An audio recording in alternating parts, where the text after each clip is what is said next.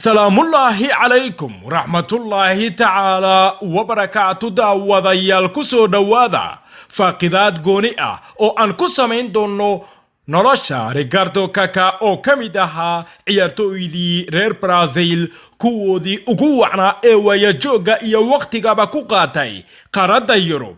waxaase ka faaqidi doonaa qaladkii ugu weynaa ee dhaawacay hankiisa kubadda cagta. maxaad ka og tahay? sidoo kale maxaad ka taqaanaa habeenkii uu ku mutaystay inuu ku guulaysto abaalmarinta laacibka ugu wacan uguna wanaagsan caalamkan ee Ballon d'Or? barnaamijkan waxaan ka dhigi doonaa mid tixano ah. haddii uu noqdo mid ku xiise geliya laagsan si aan u ogaanno mudnaanta ay siinayaan daawadayaasheenna in ay wax ka ogaadaan xogaga ka daahsoon. mahadsanid. aan ku bilaabno barnaamijkeenne. haddaba waxaan dul istaagaynaa oo faaqidaad guud aan ku samayn doonaa qaladkii ugu weynaa ee dishay nolosha Ricardo Kaka oo ka mid ahaa ciyaartooydii ugu wacnaa ee ugu wanaagsanaa marka la eego jiilkiisa, iyo xogag yar oo aad ugu baahan tahay noloshiisa gaarka ah.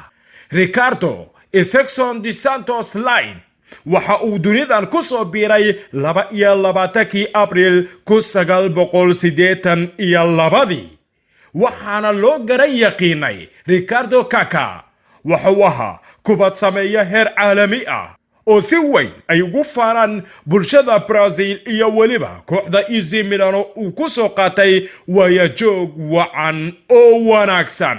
waxaana guulo waaweyn uu ka soo hooyay xag naadi iyo xag heer caalamiba. waxa uu ka mid noqday 8 ciyaartooy oo ku wada guulaystay koobka dunida, UEFA Champions League iyo weliba abaalmarinta midka ugu wacan uguna wanaagsan caalamkan ee Ballon d'Or.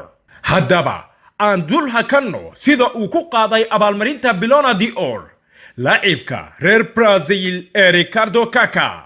2 Disembar 2007 waxaa loo caleema saaray isagoo jooga magaalada Faransiiska.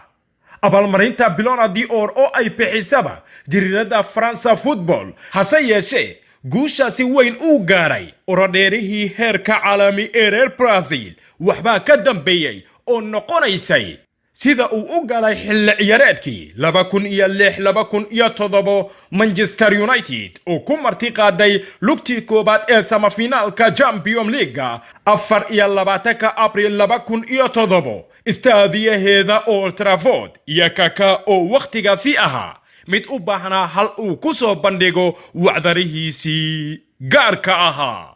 waxa ka dhacay halkaas waxay ahaayeen wax la dhihi karayba lama arag iyo lama maqal. oo maxaa yeelay Kaka oo iska ahaa tilaaba dheere timahana ay ka shabaxlaynayaan ayaaba isku barayba halkaasi dhayaha uunka ku nool koonkan. inkastoo bilowga goolka koobaad isla daqiiqadii 6aad ee ciyaarta ay la timid Manchester United isla markaana uu u dhaliyay laacibkooda Cristiano Ronaldo oo madax ku garaacay koorna uu soo tuuray Ryan Giggs, haddana ma hakin awoodii Kaka. oo maxaa yeelay isla daqiiqadii 22aad ee ciyaarta waxaaba bilaabatay in ay hanjabaan jamaahiirtii United-ka ee u soo wada meel istaagay in ay u gurbaan tumaan in guul ay ka gaaraan kooxda Milano. Kaka oo iska ahaa tilaaba dheere ayaa baas dheer waxaba u taraarixiyay Sidorf oo ahaa isagana fajiista kale oo cajiib ah. waa tilaabsaday Kaka ilaa iyo dhulka uu kaga tagay Hansi oo difaaca ugu ciyaarayay Manchester United oo waa ka daba taraaraxay si waliba uu u xariiftamana waa awoodi waayay Bronigaasi in uu xakameeyo ilaa iyo ugu dambaytiina Kaka uu ku shubay goolkii uu ilaaliyaha ka hayay goolhaye Van der Sar. Kaka accelera, Kaka in area di rigore, palla sul sinistro, rete, Kaka il timbro. intaasi kuma hakan qumanihii iyo weliba qalbi dileyntii jamaahiirta United-ka. oo maxaa yeelay isla daqiiqadii 37aad ee ciyaarta waxa dhacay wixii Kaka uu ku mutaystay abaalmarinta Ballon d'Or. Benoni aan dhulka ku socon ayay isku dayeen in ay ku dilaan Ricardo Kaka oo ahaa mid fudeed bal looga bartay Hansi oo ciyaarayay waqtigaasi difaaca dhexe iyo Patrick Evra oo ciyaarayay dadabka bidix ee difaaca. hase yeeshee Kaka oo aanan iswaalin ayaaba awood u yeeshay si xaraga leh in banooniga madaxiisa uu dhulka ugu garaaco, taasi oo ugu dambayntii sababtay in dhulka uu ku dhaco Hansi Evrana uu awoodi waayo in uu kontaroolo tamartiisa, waana uu ka dhex fuucay Kaka wuxuuna si wacan oo wanaagsan u xal waraystay goolhaye Van der Sar ilaa iyo ugu dambayntii si la dhihi karay waaba si mucjiso leh uu goolka ugu shubay, waxaana ay noqotay midii dhayaha bulshada ku nool caalamkan u soo jeedisay mucjisadii reer Brazil. L'ingresso in area ancora, Kaka, davanti al portiere, Kaka, rete, Kaka. Grandissimo, ha fatto Ronaldo contro Kaka, inkastoo habeenkaasi guul waliba oo ay doonaysay Milan iyo Kakaba in ay kala soo hoydaan uu caqabad ku noqday Wayne Rooney oo ka dhaliyay 2 gool, waxaana United ay gaadhay guul 2 gool iyo 3 ilaa iyo ugu dambayntii si xaraga leh looga soo tilaabay ciyaartii ka dhacday istaadiyaha San Siro. 3 Juun 2009 waxaa bilaabatay in uu ku dhaqaaqo ama uu qaado tilaabadiisii ugu horeysay uu ku mutaysan karay qaladkii ugu weynaa oo maxaa yeelay madaxweynaha waqtigaasi Florentino Perez oo kooxda ku cusba ayaa u soo bandhigay Kaka in Milan uu kaga iibsado adduun lacageed gaarayay 68.5 milyan oo euro. 2 maalin kadib orodheere Kaka wuxuu aaday waajibaadkiisa caalami ee xulka qaranka Brazil. madaxa fulinta ee Adrian Galini ayaa xaqiijiyay in isaga iyo aabihiisaba ee Bosco Leite ay u safreen Mexico, halkaasina kulan qadeed ay ku soo wada qaateen si ay u horumariyaan arrimaha ku qotama sidii Kaka uu u aadi lahaa Real Madrid. 4 Juun Galini oo ahaa madaxa fulinta ee kooxda AC Milan oo dhinac kasteetaba jariirada Gazzetta dello Sport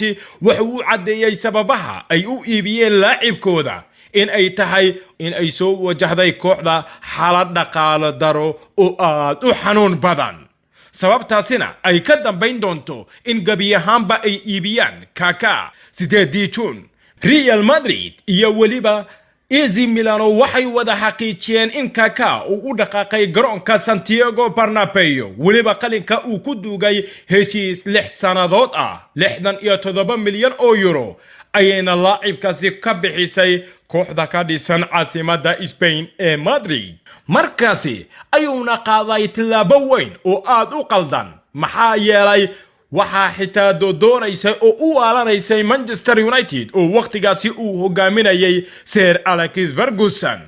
Unitedna waxaaba gacanteeda ka dhacay Cristiano Ronaldo, waxaase qaladka ugu weyn ka galay Ricardo Kaka macallim Jose Mourinho oo maxaa yeelay 2 laacib ama 2 boqor hal meel kama wada talin karaan oo waxaa ku kulmay halkaas Cristiano Ronaldo iyo waliba Ricardo Kaka ilaa iyo ugu dambayntiina Ricardo Kaka uusan ku qaadan Santiago Bernabeu wixii laga filayay.